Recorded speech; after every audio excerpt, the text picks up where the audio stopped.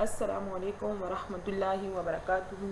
اہلاً و سہلاً۔ اقرا محد الحافظات، پشاور، شار ورسک، جماعت عالیہ اول۔ مضمون تفسیر سورۃ الروم، ترجمہ اور تفسیر۔ ترجمہ: بسم اللہ الرحمن الرحیم۔ آیت نمبر 38۔ فآت ذی القربى حقه والمسکین وابن السبیل ذلك خیر للذین یریدون وجہ اللہ واولئک هم المفلحون۔ فآتی سو دے دے ذی القربى رشتہ داروں کو، حقہ اس کا حق، والمسکین اور محتاجوں کو، وابن السبیل اور مسافروں کو، ذالک خیر یہ بہتر ہے، للذین ان لوگوں کے لیے، یریدون جو چاہتے ہیں، وجہ اللہ اللہ تعالیٰ کی رضامندی، واولئک هم المفلحون اور یہی لوگ کامیاب ہیں۔ وما آتیتم اور جو تم دیتے ہو، من ربا ربا میں سے، لیربوا کہ بڑھتا رہے، فی اموال الناس لوگوں کے مالوں میں، فلا یربو عند اللہ تو وہ نہیں بڑھتا اللہ تعالیٰ کے نزدیک۔ وما آتیتم اور جو تم دیتے ہو، من زکوٰۃ پاک دل سے، تریدون چاہتے ہو، وجہ اللہ اللہ تعالیٰ کی رضامندی، فاولئک هم المضعفون سو یہ وہی ہے جن کے دگنے ہوں گے۔ اللہ اللہ تعالیٰ، الذی وہی ذات ہے، خلقکم کہ بنایا تم کو، ثم رزقکم پھر روزی دی تم کو، ثم یمیتکم پھر تم کو مارتا ہے، ثم یحییکم پھر تم کو زندہ کرے گا۔ حل من شرکائکم کیا کوئی ہے تم لوگوں کا شریک، من یفعل جو کر سکے، من ذالکم ان کاموں میں سے، من شیء ایک کام، سبحانہ وہ پاک ہے، وتعالی اور برتر ہے، اما یشرکون اس میں سے جو تم شریک ٹھہراتے ہو۔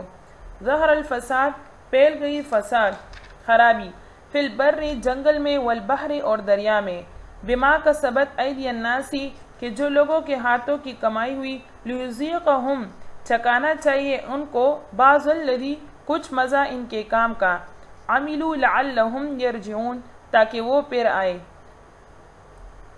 قل کہہ دیجئے، سیرو پھرو، فی الارض زمین میں، فانظروا دیکھو، پس دیکھو، کیف کان عاقبۃ الذین کہ کیسا ہوا انجام ان لوگوں کا، من قبل جو کہ پہلے تھے، کان اکثرہم مشرکین اکثر ان میں سے شرک کرنے والے تھے، فاقم وجہک سو تو سیدھا رکھ اپنا منہ، للدین القیم سیدھی راہ پر، من قبل اس سے پہلے، ان یأتی کہ آ پہنچے، یومن ایسا دن، لا مرد لہ کہ جس کو واپس ہونا نہیں ہے، من اللہ اللہ تعالیٰ کی طرف سے۔ من کفر فعلیہ کفرہ اور جس نے کفر کیا تو اس پر اس کے کفر کا وبال ہوگا، ومن عمل صالحا اور جس نے نیک عمل کیا، فلانفسہم پس وہ اپنے نفسوں کے لیے، یمہدون تیاری کر رہے ہیں، لیجزی الذین تاکہ بدلہ دے ان لوگوں کو، آمنوا جو ایمان لائے، وعملوا الصالحات اور نیک اعمال کیے، من فضلہ اپنے فضل سے، انہ بے شک، لا یحب الکافرین بے شک وہ کافروں کو پسند نہیں کرتا۔ تفسیر یہاں پر فرما رہے ہیں کہ فآت ذی القربى حقہ، یہاں پر اس آیت میں بیان کیا گیا ہے کہ جب فطرت کی شہادت سے یہ بات ثابت ہو گئی کہ حقیقی مالک اور رب وہی اللہ تعالیٰ ہے، دنیا کی نعمتیں سب اسی کی عطا کی ہوئی ہے، تو جو لوگ اس کی رضامندی چاہتے ہیں، اس کی خوشنودی چاہتے ہیں، اور اس کی لقاء یعنی ملاقات اور دیدار کے آرزومند ہیں، چاہے اس کے دیے ہوئے میں سے خرچ کریں۔ ان کو چاہیے کہ اللہ نے ان کو جو نعمتیں دی ہے تو اس میں سے خرچ کریں، اس کو اپنے مصارف پر خرچ کریں۔ مصارف میں اقربا، مساکین یہ لوگ شامل ہیں، مسافر، محتاج اور غریب رشتہ داروں کی یہ لوگ خبر لیں، اہل قرابت کے حقوق یہ درجہ بدرجہ عطا کرتے رہیں، ایسے ہی بندوں کو دنیا و آخرت کی بلائی یعنی خیر نصیب ہوگی۔ پھر یہاں سے فرماتے ہیں، وما آتیتم من ربا لیربوا فی اموال الناس فلا یربو عند اللہ وما آتیتم من زکوٰۃ تریدون وجہ اللہ فاولئک هم المضعفون۔ اس آیت کا مطلب یہ ہے کہ سود سے تو بظاہر مال بڑھتا دکھائی دیتا ہے، لیکن حقیقت میں وہ بڑھتا نہیں ہے بلکہ گھٹ رہا ہوتا ہے، جیسے کسی آدمی کا بدن ورم سے پھول جائے، وہ بیماری و موت ہے۔ اور زکوٰۃ نکالنے سے معلوم ہوتا ہے کہ مال کم ہوگا، لیکن حقیقت میں وہ کم نہیں ہوتا بلکہ بڑھتا ہے، جیسے کہ کسی مریض کو ڈاکٹر کوئی دوائی دے اور اس کی وجہ سے تو بظاہر اس کا بدن کمزور ہو جاتا ہے، لیکن وہ اس کا انجام اس کا صحت ہوتا ہے، یعنی وہ دوائی استعمال کرنے کے بعد وہ صحیح اور تندرست ہو جاتا ہے۔ سود اور زکوٰۃ کا حال بھی انجام کے اعتبار ہی سے سمجھ لو۔ یمحق اللہ الربا ویربی الصدقات، قرآن کریم میں اللہ تعالیٰ نے فرمایا کہ اللہ تعالیٰ سود کو مٹاتا ہے اور صدقات کو بڑھاتا ہے۔ اسی طرح حدیث شریف میں آتا ہے کہ ایک کھجور جو مومن صدقہ کرے، قیامت کے دن یہ بڑھ کر پہاڑ کے برابر نظر آئے گا۔ بعض مفسرین ربا کا مطلب سود بیان نہیں فرماتے، بلکہ اس آیت کا مطلب یہ بیان کرتے ہیں کہ جو آدمی کسی کو کچھ دے اس غرض سے کہ دوسرا اس سے بڑھ کر احسان کا بدلہ کرے گا، تو یہ دینا اللہ کے ہاں برکت اور ثواب نہیں ہے، گو مباح ہو، اور پیغمبر علیہ السلام کے حق میں تو مباح بھی نہیں۔ ولا تمنن تستکثر، یہاں پر فرماتے ہیں کہ اللہ الذی خلقکم ثم رزقکم ثم یمیتکم ثم یحییکم هل من شرکائکم من یفعل من ذلکم من شیء سبحانہ وتعالی عما یشرکون۔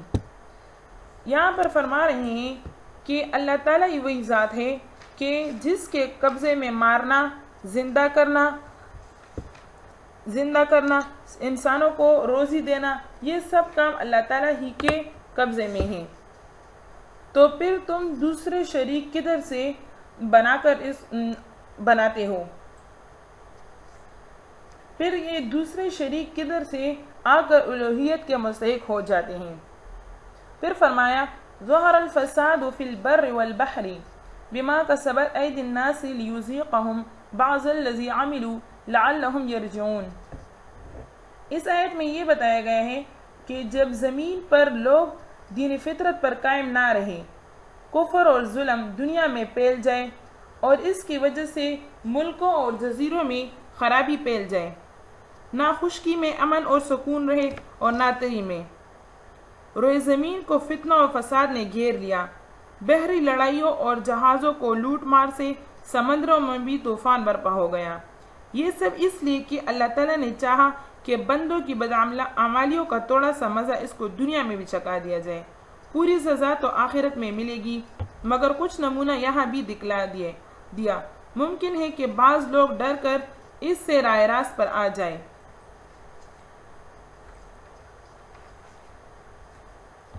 یہاں پر اس کا مطلب یہ ہے کہ اس حال میں یہ بیان کیا گیا کہ جب زمین میں دین فطرت پر کوئی قائم نہ رہے اور دنیا میں کفر اور شرک سب پھیل جائے، تو اس کا یہ انجام ہوتا ہے کہ زمین میں فساد پھیلنے لگتا ہے۔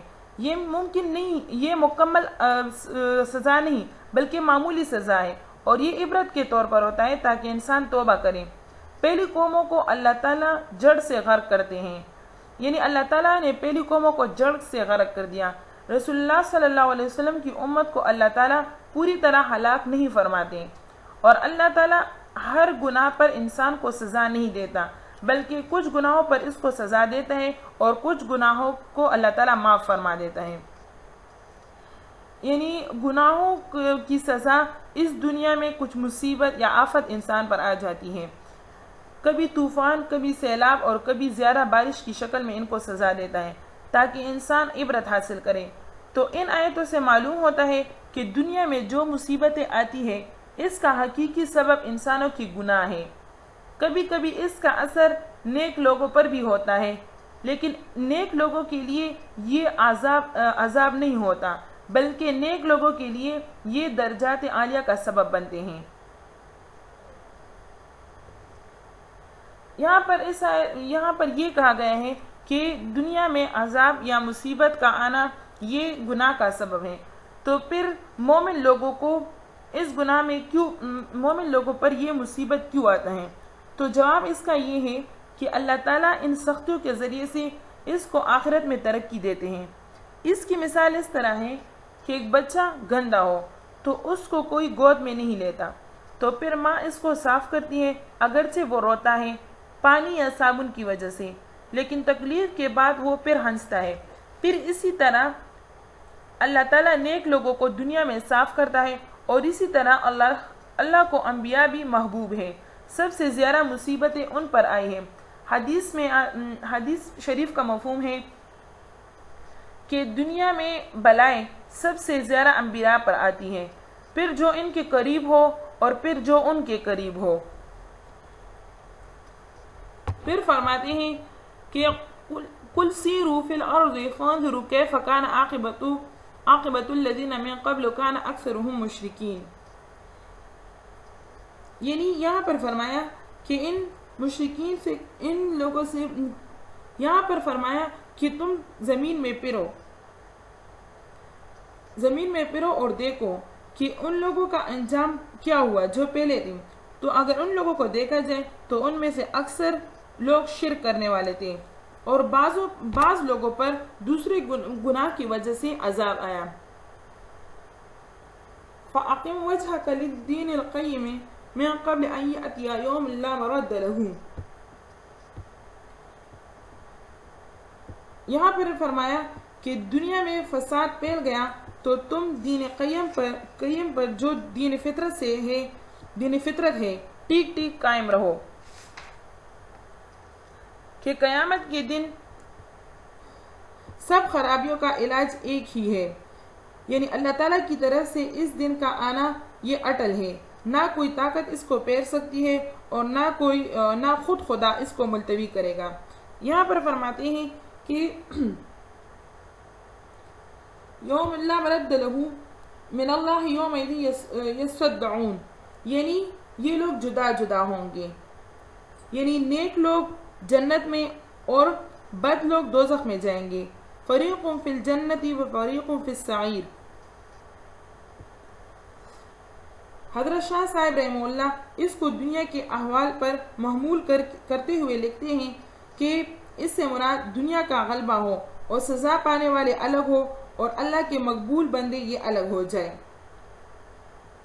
یہاں پر فرمایا مَن کفر فعلیہ کفرہ ومن عمل صالحا فلانفسہم یمہدون، یعنی جو لوگ کفر کرتے ہیں تو ان لوگوں پر ان کے کفر کا وبال پڑے گا، اور اسی طرح جو لوگ نیک اعمال کرتے ہیں تو وہ جنت میں آرام کرنے کے لیے تیاری کر رہے ہیں۔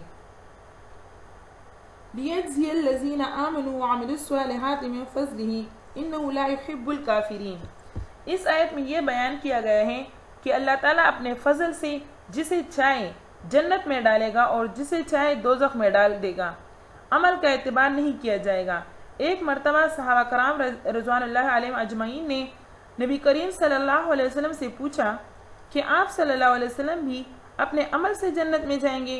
نبی کریم صلی اللہ علیہ وسلم نے فرمایا کہ نہیں، میں بھی اللہ کے فضل سے جنت میں جاؤں گا۔ وَمِنْ آيَاتِهِ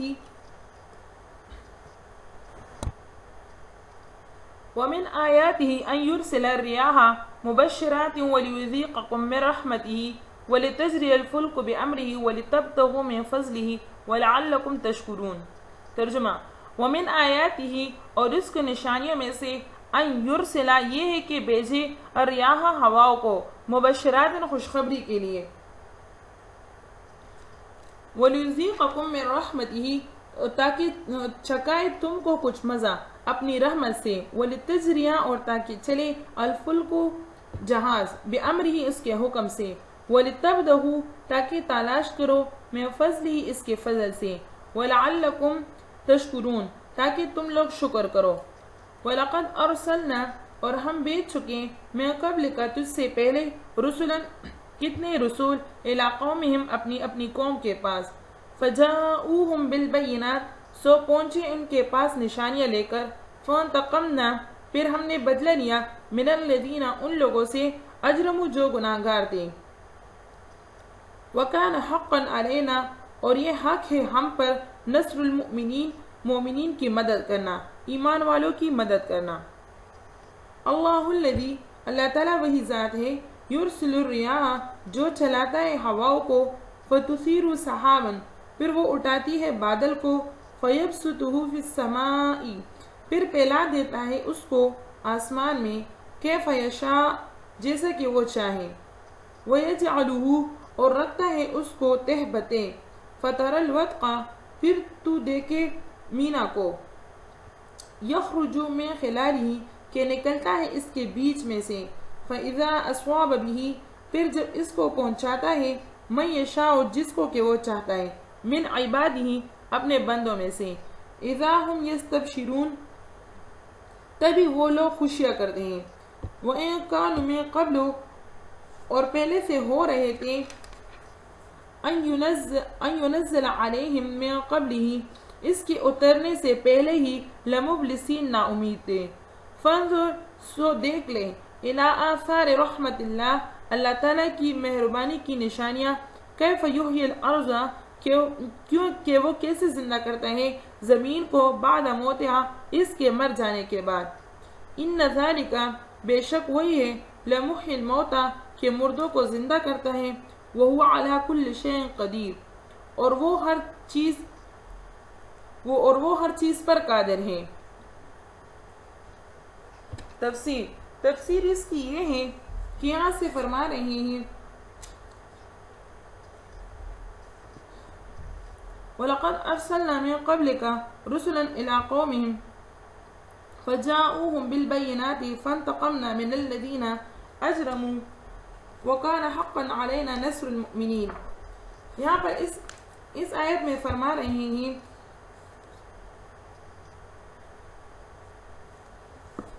پہلے اس آیت سے فرمایا کہ مقبول اور مردود یہ جدا کر دیے جائیں گے، منکروں پر ان کے انکار کا وبال پڑے گا، اور وہ اللہ کو اچھے نہیں تھے۔ اب یہاں پر بتلاتے ہیں کہ اس کا اظہار دنیا ہی میں ہو کر رہے گا، کیونکہ اللہ تعالیٰ کی عادت اور وعدہ ہے کہ مجرمین اور مکذبین سے انتقام لے، اور مومنین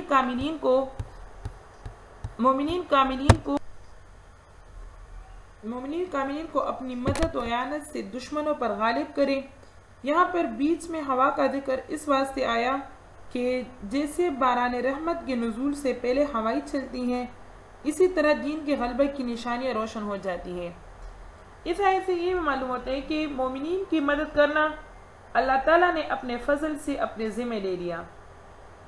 اس کا تقاضا بظاہر یہ تھا کہ مسلمانوں کو کفار کے مقابلے میں کبھی شکست نہ ہو، حالانکہ بہت سے واقعات اس کے خلاف بھی ہوئے ہیں اور ہوتے رہتے ہیں۔ اس کا جواب خود اسی آیت میں موجود ہے کہ مومنین سے مراد وہ مجاہدین فی سبیل اللہ ہیں جو خالص اللہ کے لیے کفار سے جنگ کرتے ہیں۔ ایسے لوگوں کا ہی انتقام اللہ تعالیٰ مجرمین سے لیتے ہیں اور ان کو غالب کرتے ہیں۔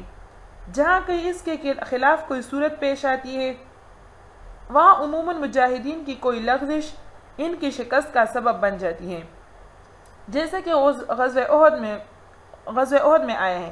غزوہ احد کے متعلق خود قرآن کریم میں آیا، انما استزلهم الشیطان ببعض ما کسبوا، یعنی شیطان نے ان لوگوں کو لغزش دے دی ان کے بعض اعمال کی غلطی کے سبب، اور ایسے حالات میں بھی انجام کار، یعنی آخر انجام ان کا یہ ہوتا ہے کہ اللہ تعالیٰ انہی کو فتح اور غلبہ عطا فرما دیتے ہیں، جبکہ ان کو اپنی غلطی پر تنبیہ ہو جائے، جیسا کہ غزوہ احد میں ہوا۔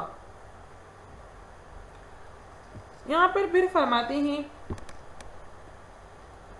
اللہ الذی یرسل الریاح فتثیر سحابا فیبسطہ فی السماء کیف یشاء، یعنی اللہ تعالیٰ ہی وہ ذات ہے کہ جو وہ ہواؤں کو چلاتا ہے، اور پھر وہ ہوا بادلوں کو اٹھاتی ہے، اور پھر ان بادلوں کو آسمان میں پھیلا دیتی ہے جیسے کہ چاہے،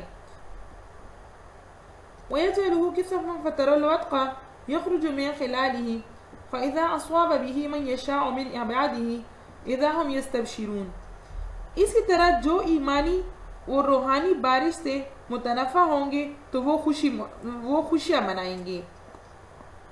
یہاں پر ایمان والوں کا ذکر کیا گیا ہے کہ یعنی جو لوگ ایمان سے مستفید ہو جائے تو وہ لوگ خوشیاں منائیں گے۔